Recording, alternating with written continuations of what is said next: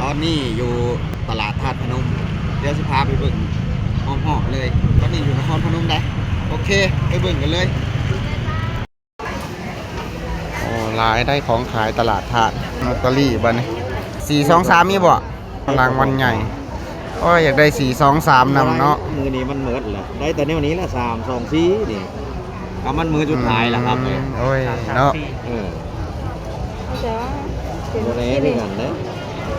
อันนี้เป็นโซนเรียบบางไม้เนาะนี่มาต้องหลายนี่เป็นต้นไม้ทั้งนั้นคนก็หลายพอแล้วเนาะวันจันทร์เด้อมันนี่แวะซื้อลูกชิ้นมันวะเอาลูกชิ้นยังลูกชิ้นเนื้อลูกชิ้นหมูลูกชิ้นยังผมซื้อลูกชิ้นได้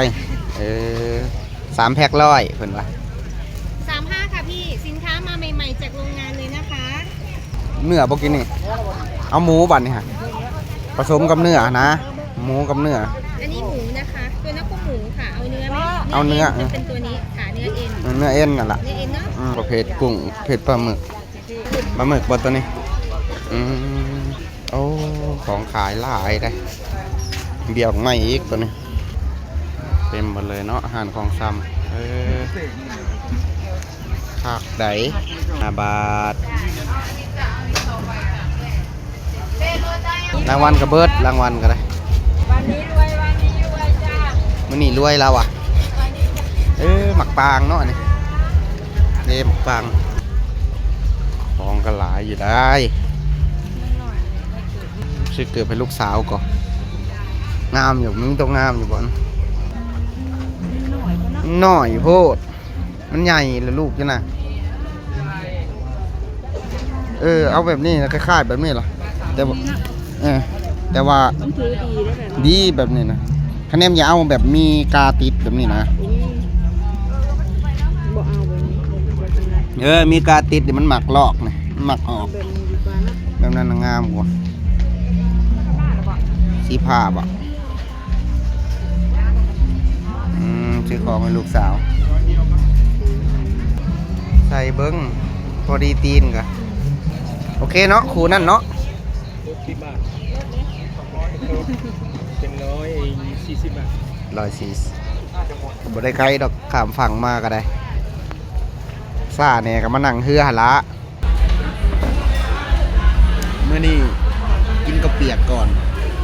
กองทัพมันต้องเดินด้วยท้องเพราะว่ามาตอนเช้าได้มาแต่เช้าบ่ได้กิน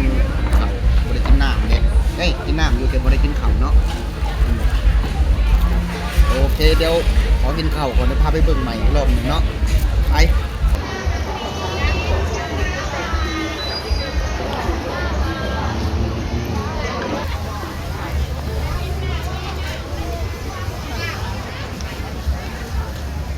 สั่นเลยเนาะบ่ได้ถือกันสั่นมากหน้าร้ายตายรีคนเต็มมาเลยอ๋อยาอยากสั่นเลยพี่น้องให้ถือไปนำหลีคนไปนำ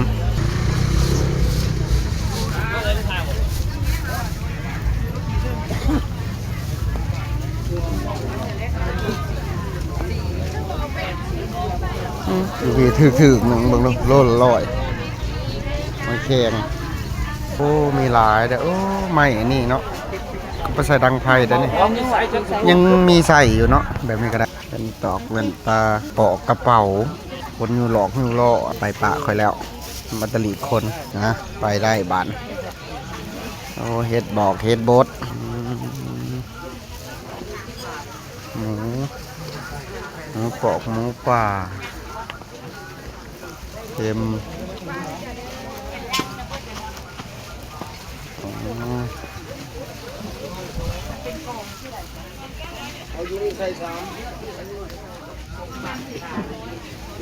ลูกศอกลูกซีน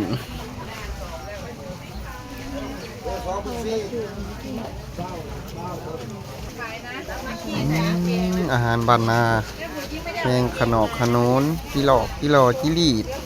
หนูผูกอันนี้ก็ไม่ดังไฟแล้วนี่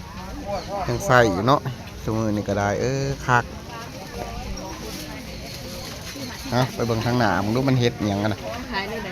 โอ้เห็ดบอกเห็ดบด เห็ดผอกเห็ดเพือง 10เกรดเอเลยจ้า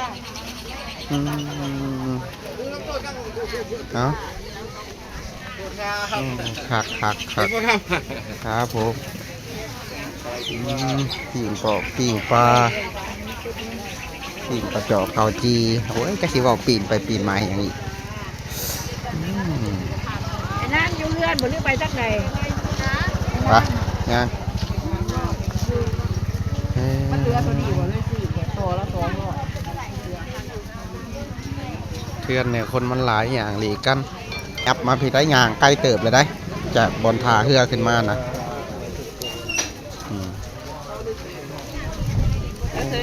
สีไม้อะไรมือคลิปของคลิปเข่าเต็มอยู่พวกหวดหนังเข้มหอมบัว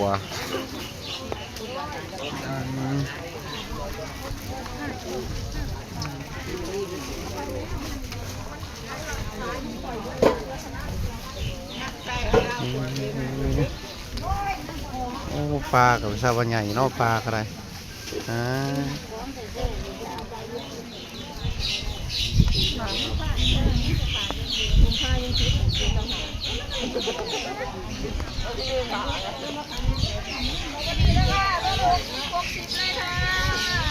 สมภาษาเลยจ้าขนาดทุกอร่อยเลยจ้า ศพโอ้สุดเลยได้นี่กระปอกกระปูได้นี่เอาไข่หมดแดงเป็นกองอยู่โอ้โซนนี้ไข่หมดแดงเลยตรงเนี่ยหนูปลุกก็มี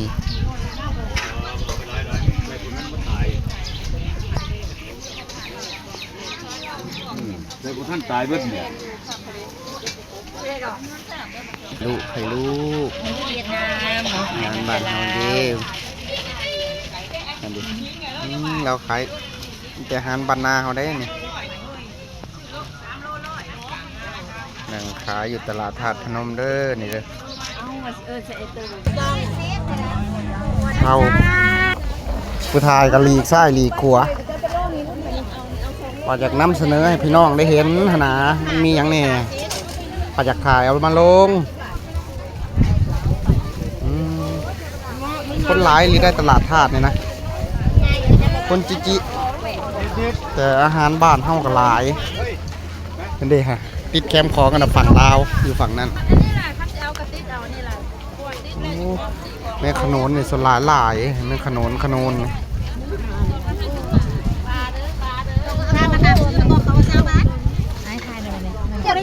ึ้นก็ขึ้นมันชุดเลยเด้บอกขึ้นได้แมงสอกแมงซอนก็มีเนาะ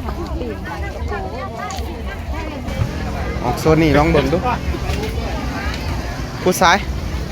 มันจะมีโซนตัวหนาเปล่าวะผมเห็นโซนนี่นะโซนนี้มันโซนขานตลาดพี่เดผู้โซนนะผม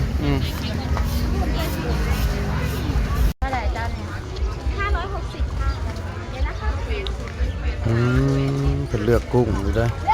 มาห่านกุ้งเลยเด็กโอเค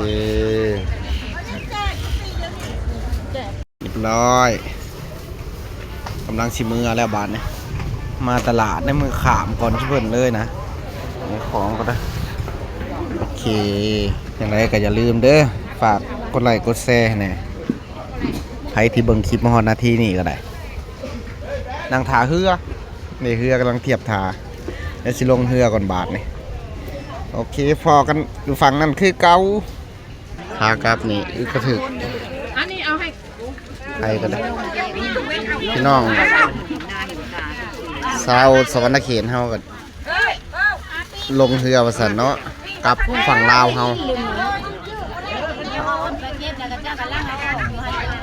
หลายคนมากหน้าหลายตาเลยของก็เต็มเรือพูดแล้วผมจะไปฝั่งเฮาพูดแล้วอันนี้แม่น้ำโขงขากล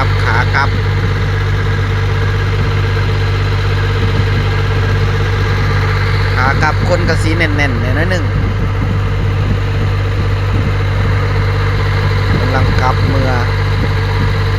ฝั่งลาวเฮาสิฮอดแล้วอีกบ่กี่นาทีก็ฮอดฝั่งลาวเฮาแล้วนี่แนมเห็นแล้วดูเด้ผู้คนขับก็ได้คนก็สิแน่นๆหน่อยนึง